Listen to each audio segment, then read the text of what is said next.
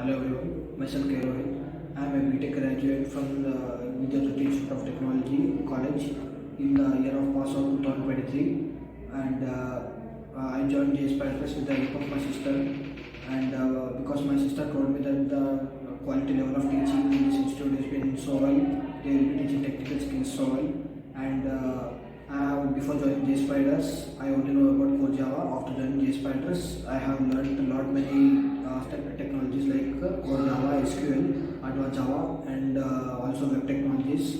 And special thanks to Vivek sir. He has taught us a lot during core Java, and also the presentation classes and also the other attitude classes also helped me to get placed. I have done well in the interview by learning all these skills without any fear.